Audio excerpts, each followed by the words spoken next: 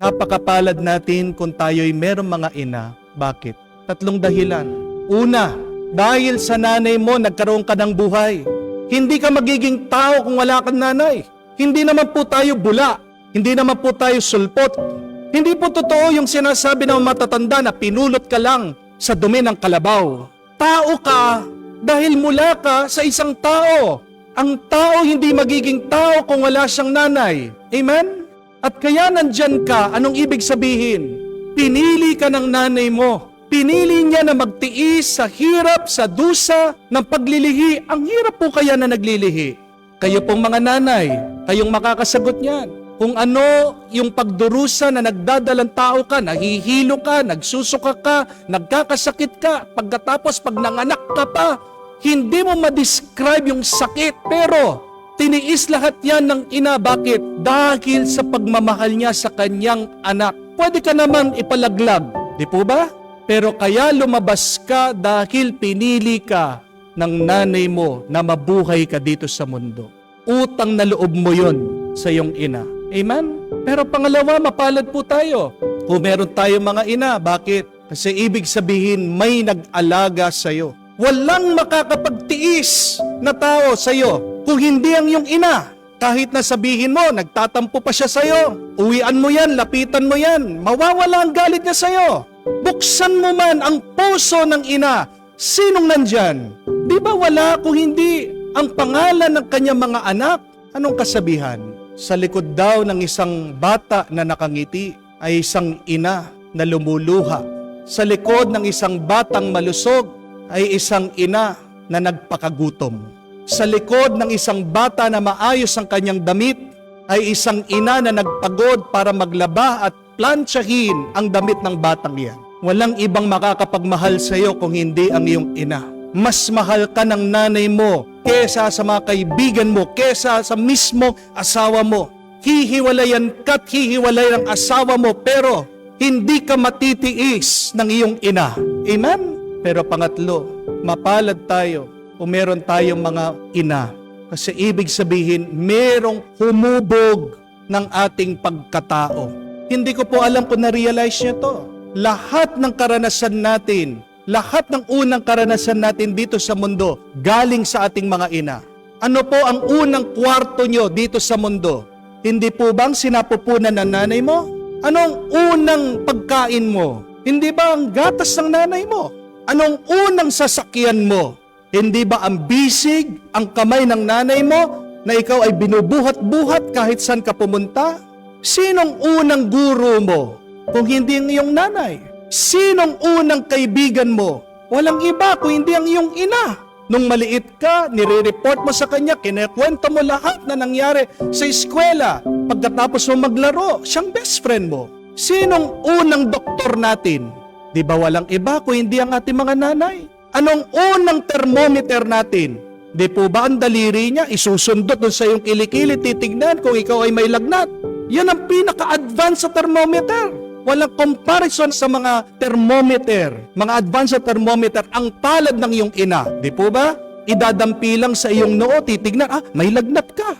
Sinong unang fan mo? Sinong unang supporter mo? Sinong nandyan na palaging nagbabantay sa iyo? Walang iba kung hindi ang iyong ina. Pero paano natin sinusuklian ang pagmamahal ng isang ina?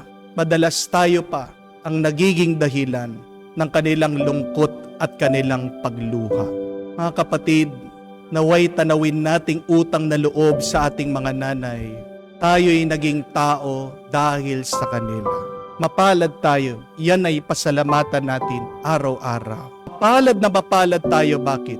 Kung ang mga ina, dahil sa kanila naging tao tayo, dahil sa ating ina na nasa langit, si Maria, tayo'y naging banal. Because of our mothers, we became human, but because of Mama Mary, we have become holy because of her Son, Jesus. Hindi rin magiging tao para magligtas si Jesus sa atin kung wala siyang ina. Salamat sa Diyos, umoo si Maria sa plano ng Diyos. Kaya nga, isinilang si Jesus at siyang naging daan para tayo'y maligtas. Si Jesus ang daan para magkaroon tayo ng buhay at buhay na umaapaw. Pero ang tanong, paano natin sinusuklian itong pagmamahal ni Maria? Sino kaya tayo kung wala ang ating mga ina? Wala tayo. Sino tayo kung wala ang ating mahal na ina nasa langit, si Maria? Wala tayong pagpapala, wala tayong grasya.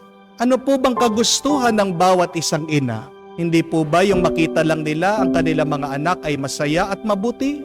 Yan ang pinakamagandang regalo na maibibigay natin sa ating ina na nasa langit, si Maria. Ang isang bagong isip, isang bagong puso, isang bagong pagkatao na kamukha ng kanyang anak, si Jesus. No, minsan po merong isang kwento tungkol din sa paligsahan, a marathon. Malapit na po matapos itong paligsahan dahil may nangunguna na po. Isa pong Kenyan runner, ang pangalan po niya ay si Abel Mutay. Kakaunti na lang po ang kanyang tatakbuhin pero biglang na-disorient po itong atleta. Nalito po siya dahil sa mga signages. Bigla-bigla umikot po siya at nagpabalik ng kanyang pagtakbo. Napansin po siya nung atleta dun sa likod niya, isa po siyang Kastila, ang pangalan po niya ay si Ivan Fernandez. Ano pong ginawa ng atleta? Tinuro po niya yung tamang daan. Nung ayaw pang maniwala nitong Kenyan, siya po mismo, inikot niya at tinulak pa niya doon sa finish line. Nagtataka po yung mga reporter pagkatapos ng paligsahan, tinatanong itong Kastila, mananalo ka na. Bakit tinulak mo pa siya doon sa finish line? Napakaganda po ng sagot nitong atleta. Sabi niya, ako kasi nananaginip ng isang mundo na kung saan lahat ng mga tao ay nagtutulungan para manalo. At ano ang karangalan ng mananalo ka kung ikaw naman ay nakapandaya o merong kang nilamangan? Napakaganda pa na sinabi niya, kung nanalo ako dahil nilamangan ko itong tao, ano na lang ang masasabi o sasabihin ng aking ina sa akin? Napakaganda po ng pagpapalaki sa kanya. Tama ang pagpapalaki ng ina sa kanya. Ano na lang ang masasabi ng aking nanay sa akin? That is a good question. Kung tatanungin ang iyong nanay, siya ba ay proud sa iyo? Anong sagot mo? Can we say that Mama Mary is proud of us? The best gift that we can give to our mothers and to Mama Mary is that we live a good, a kind, and a holy way of life. That you live your life just like Jesus. Make your mother proud. But don't forget, make Mama Mary proud.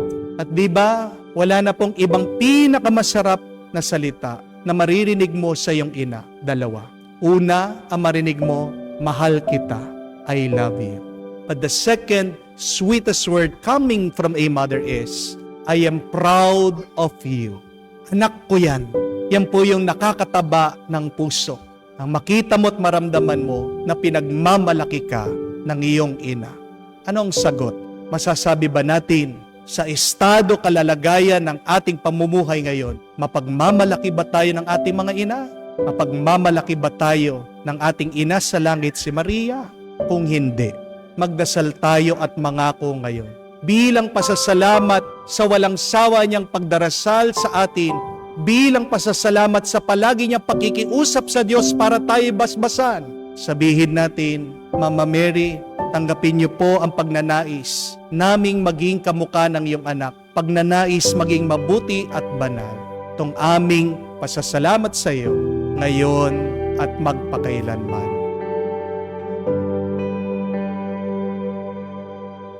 Bakit kasalanan palagi ng nanay? Pagpayat ang bata, kasalanan ng nanay. Pag nagkasakit ang bata, kasalanan ng nanay. Pag nasugat o nagkabukol ang bata, kasalanan pa rin ng nanay. Pagbagsak sa school ang bata, kasalanan ng nanay. Pag magulo at maingay ang bata, kasalanan ng nanay. Bakit ang nanay palagi ang may kasalanan? Kasi masyadong malupit ang mundo.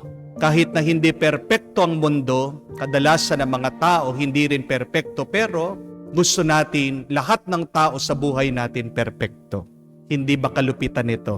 Sa mundong ating kinatatayuan, sa mundong ating kinagagalawan, Hindi ka pwede magkamali. Hindi ka pwedeng magpaliwanag. Marami kasi mga tao ang mapaghusga. There are a lot of people who are judgmental. Ang malungkot na kwento, madalas, yung mga naghuhusga sa mga nanay, mga kapwa nila ina.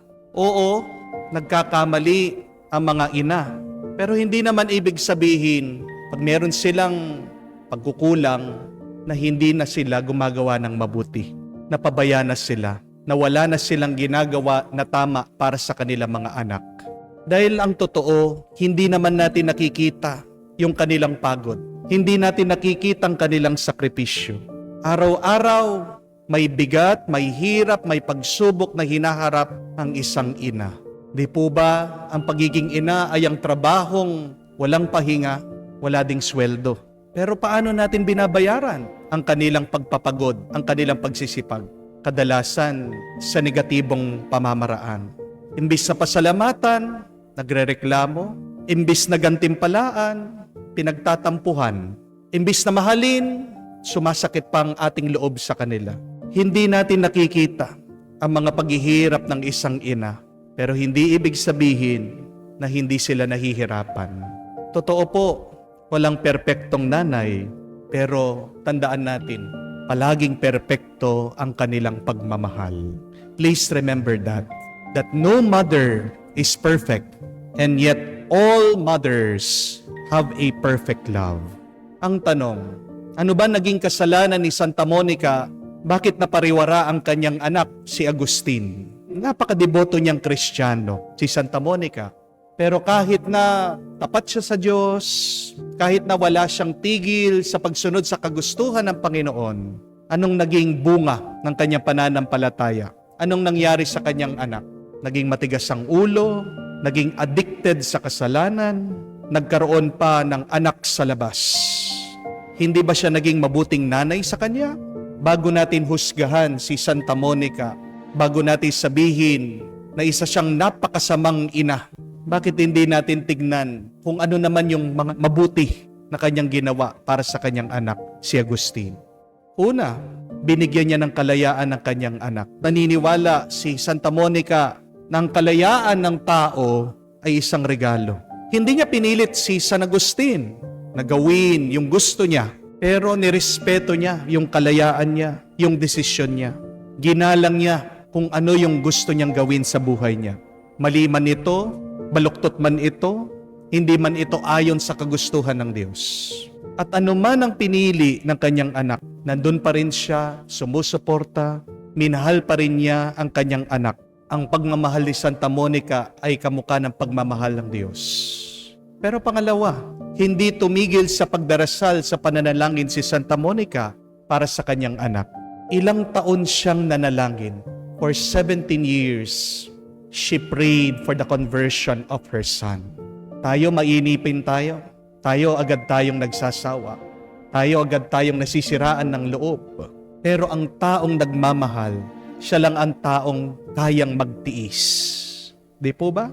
At kwento sa bawat pagdarasal ni Santa Monica, tumutulo ang kanyang luha. Minsan, sinabihan na siya ng isang pare na huwag siya mag-alala, umuwi na siya. Bebendisyonan siya ng Diyos dahil hindi papabayaan ng Diyos ng anak ng isang ina na araw-araw iniiyakan, pinagdarasal na siya ay mapapabayaan, na siya ay hindi niya ililigtas. Isang munting paalaala, sana wag po tayong maging sanhi ng pagluha ng ating mga ina. Dahil ang mga nanay natin, sila lang ang makakatanggap sa atin. Tayo man po ay ayawan, kasuklaman ng ibang tao, i-reject ng ibang tao, pero hindi kailanman tayo itatakwil ng ating mga sariling ina. Nobody can match the love of a mother. At kapag umiiyak ang isang ina, nakikita yan at naririnig palagi ng Diyos. Because Jesus too loved His mother very much. So, when a mother prays to Jesus, God cannot but answer their prayers. So be careful when you break the heart of a mother, because God always sees and feels the beating heart of mothers. Naway ang Diyos, basbasan ang lahat ng mga ina na pagod pero hindi sumusuko. Naway bendisyonan ng Diyos ang lahat ng mga nanay na lumalaban kahit na sila pa rin ay nabibigo. At naway punuin ng grasya ng may kapal ang lahat ng mga ilaw ng tahanan. Nagmamahal kahit na sila ay nasasaktan.